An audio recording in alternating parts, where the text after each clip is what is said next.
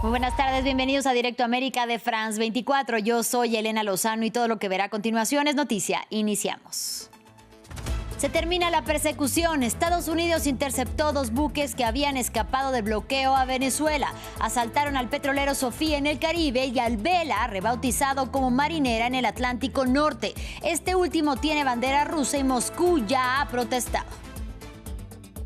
La Casa Blanca amenaza con que el uso de la fuerza militar en Groenlandia siempre es una opción para anexionársela y ponerla bajo el control de Washington. Donald Trump continúa con sus deseos expansionistas de la isla semiautónoma administrada por Dinamarca, que también ha dicho que estaría dispuesto a comprar. Se recrudece la violencia en Siria. El ejército sirio comenzó a bombardear los barrios de Alepo de mayoría kurda después de que expirara este miércoles el plazo dado a los civiles para abandonar esa zona. Al menos 9 personas han muerto en los enfrentamientos entre fuerzas gubernamentales y fuerzas kurdas en Alepo, al norte del país.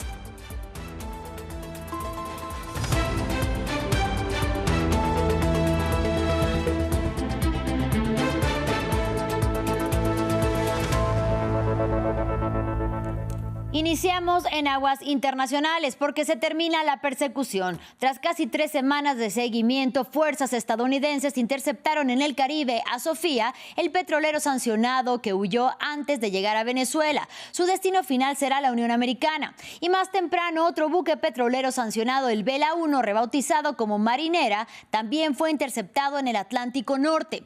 En respuesta, el Ministerio de Transportes de Rusia denunció como ilegal la interceptación de la embarcación que navegaba con bandera rusa. Recordemos que la administración Trump anunció un bloqueo total de los buques petroleros sancionados en diciembre del año pasado y Sofía y Vela 1 eran unos de ellos. En una acción realizada antes del amanecer de esta mañana, el Departamento de Guerra, en coordinación con el Departamento de Seguridad Nacional, detuvo sin incidentes a un buque cisterna de la Flota Oscura autorizado y sin estado. El buque interceptado MT Sofía operaba en aguas internacionales y realizaba actividades ilícitas en el Mar Caribe. La Guardia Costera de Estados Unidos lo escolta hasta Estados Unidos para su destino final. Seguimos en Washington. Estados Unidos controlará la venta de crudo venezolano indefinidamente. Así lo aseguró el secretario de Energía Chris Wright después de que Donald Trump anunciara que Venezuela le entregará entre 30 y 50 millones de barriles de petróleo a la Unión Americana, que será vendido en el mercado estadounidense. Según el mandatario republicano, él mismo estará encargado de controlar el dinero de la venta para, según afirmó, asegurarse que se utilice en beneficio del pueblo venezolano y de Estados Unidos. El país sudamericano había casi alcanzado su capacidad máxima de almacenamiento debido al bloqueo naval estadounidense. Ampliamos a continuación. El petróleo venezolano se ha acumulado en los almacenes después de que un bloqueo naval estadounidense de varias semanas impidiera las exportaciones del país. Ahora el presidente estadounidense Donald Trump dice que va a llevar este recurso clave a Estados Unidos. Me complace anunciar que las autoridades provisionales de Venezuela entregarán entre 30 y 50 millones de barriles de petróleo sancionado de alta calidad a los Estados Unidos de América. Este petróleo se venderá a su precio de mercado y ese dinero será controlado por mí, como presidente de los Estados Unidos de América, para garantizar que se utilice en beneficio del pueblo de Venezuela y de los Estados Unidos. La medida provocó indignación en China, el mayor comprador de petróleo venezolano hasta el bloqueo del mes pasado. Beijing acusa a Estados Unidos de intentar desviar los flujos del recurso lejos de China. Estados Unidos ha recurrido descaradamente al uso de la fuerza contra Venezuela y ha exigido que se aplique el principio de Estados Unidos primero. China condena enérgicamente esta medida. Me gustaría subrayar que deben protegerse los derechos e intereses legítimos de China y otros países en Venezuela. El acuerdo supone un aumento significativo de las importaciones de petróleo de Estados Unidos procedentes de Venezuela, que se han reducido desde más de 1 millón de barriles diarios a mediados de la década del 2000. La venta representaría entre 30 y 50 días de la producción de Venezuela antes del bloqueo. Sin embargo, 50 millones de barriles solo bastan para abastecer un par de días del consumo de petróleo de Estados Unidos, que el mes pasado se situó en algo más de 20 millones de barriles diarios. Aunque no se ha especificado un calendario, estas decenas de millones de barriles podrían reducir aún más los precios del petróleo. Los mercados estadounidenses ya cuentan con un amplio suministro gracias a la producción nacional récord. Tras la captura, expulsión forzada de Caracas y encarcelamiento de Nicolás Maduro en Estados Unidos, el presidente Donald Trump no solo apuntó hacia el petróleo venezolano, sino que redirigió su agenda internacional a retomar la controvertida propuesta de anexarse ese territorio. La Casa Blanca amenazó con que el uso de la fuerza militar en la isla semiautónoma administrada por Dinamarca siempre es una opción para anexionársela y ponerla bajo el control de Washington. Previamente hablamos con Fernando Cocho, especialista en riesgo a la seguridad nacional y analista en inteligencia, sobre si la advertencia de la Casa Blanca podría ser una realidad o quizá tal vez un escenario posible para más bien forzar la compra de este territorio autónomo. Bueno, sabiendo que Donald Trump es a veces imprevisible, siguiendo su trayectoria, no política, porque Donald Trump no es un político, es un comerciante, es un mercader, es un empresario, siempre utiliza la misma táctica, va a una política, una acción de maximalista, de máximos, de amenaza máxima, para luego ir rebajando la situación en condiciones de negociación. Evidentemente, si tomara las armas para invadir Groenlandia, de un país administrado por Dinamarca, que es miembro de la OTAN y teóricamente aliado, pues evidentemente estaríamos en una circunstancia muy conflictiva que solo ha ocurrido previamente cuando, por ejemplo, Turquía y Grecia han tenido algún tipo de enfrentamiento, dos miembros de la OTAN, uno de la Unión Europea, otro no de la Unión Europea, en problemas con Chipre, ¿no? El problema reside en hasta qué punto Trump sería capaz de entrar en ese conflicto. La primera ministra danesa publicó ya hace un mes en su ley de seguridad nacional que el enemigo, llamémoslo así, el conflicto mayor, más importante, el riesgo más importante en seguridad nacional para Dinamarca está precisamente en Estados Unidos. Es Estados Unidos el que consideran su enemigo a la seguridad nacional número uno. ¿Cómo lo va a hacer Trump? Evidentemente intentará financiar a los independentistas de Groenlandia, aportándoles dinero y diciendo que soliciten un referéndum y con ese referéndum, evidentemente, luego soliciten un estatuto especial de anexión tipo Puerto Rico o similar para Estados Unidos. Porque Estados Unidos lo que desea primero es expulsar del territorio a todo lo que esté dentro de lo que es el continente y la zona continental que quiere, digámoslo así, quedarse para su uso exclusivo como patio trasero. Segundo, explotar los recursos minerales que Groenlandia tiene. Y tercero, evidentemente, fortalecer sus capacidades de negociación y de aviso a navegantes para otros futuros lugares en los que desee expandir su política internacional. En otro orden de ideas, el ejército sirio comenzó a bombardear los barrios de Alepo de mayoría kurda después de que expirara este miércoles el plazo dado a los civiles para abandonar la zona. Hasta el momento, al menos 9 personas han muerto desde que se reanudaron los enfrentamientos entre fuerzas gubernamentales y fuerzas kurdas en Alepo, al norte de Siria. Y es que aunque en marzo del año pasado se firmó un acuerdo para a finales de 2025 integrar en el Estado sirio a las llamadas Fuerzas Democráticas Sirias, conocidas como FDS y de mayoría kurda, las conversaciones finalmente para materializarlo están estancadas. Adrià Rocha, nuestro corresponsal en Turquía, nos amplía sobre el motivo de esta escalada.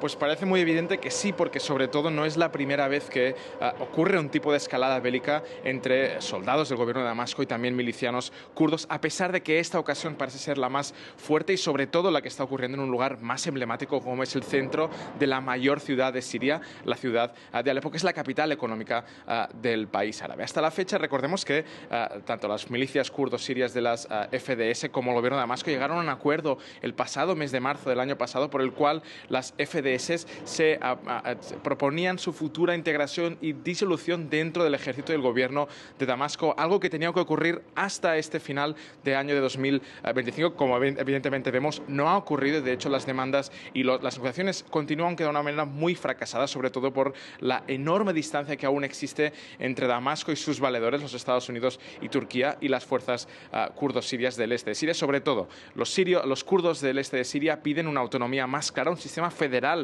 para Siria y que sus milicianos no se integren en brigadas y comandancias comandadas por otros generales y miembros del ejército sirio. Ellos piden sus propias unidades dentro del ejército y su propio control en sus regiones, algo que por el momento Damasco no está dispuesto a aceptar.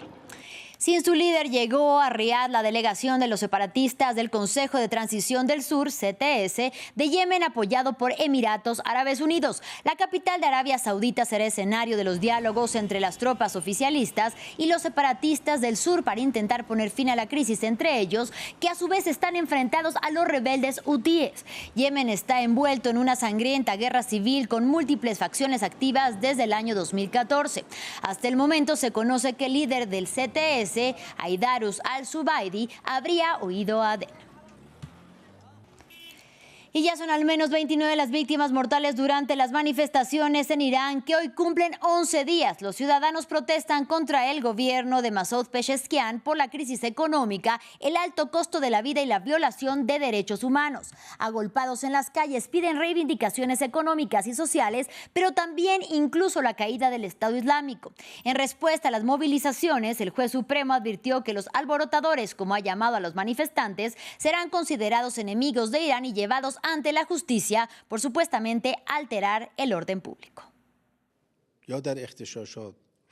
Quienes hoy salen a las calles a participar en disturbios o a liderarlos, apoyarlos o asistirlos, a la luz de esta declaración explícita del régimen sionista criminal y del presidente de Estados Unidos y de las cuestiones que plantearon, si alguien sale a las calles para provocar disturbios, crear inseguridad o apoyarlos, no tiene excusa. El asunto se ha vuelto muy claro y transparente. Ahora actúan en connivencia con los enemigos de la República Islámica de Irán. Desde Teherán, nuestra corresponsal Catalina Gómez Ángel nos habla sobre esta nueva jornada de manifestaciones que empezaron en un gran bazar de la capital iraní y que han sido reprimidas por cuerpos de seguridad. Este es el día número 11 de que comenzaron las protestas en un centro comercial que vende mayoritariamente celulares en el centro de Teherán, no muy lejos donde nos encontramos. Y es una jornada especial porque prosigue a las mayores demostraciones que se han visto en Teherán en el día de ayer, especialmente en ese gran bazar de Teherán, considerado el corazón económico del país, que por décadas apoyó fuertemente a la República Islámica. Allí vimos cómo las fuerzas de seguridad del Estado disuadían a quienes habían salido a protestar tirando gases lacrimógenos y se vieron imágenes bastante fuertes en este bazar. Lo que se vio hoy fue que estaba completamente cerrado, solamente algunos locales estaban abiertos y esto es una imagen especialmente atípica en este país, donde este bazar, si bien cierra, por ejemplo, en días religiosos, sí los bazaríes suelen caminar por el lugar y realizar demostraciones religiosas. Sin embargo, hoy estaba absolutamente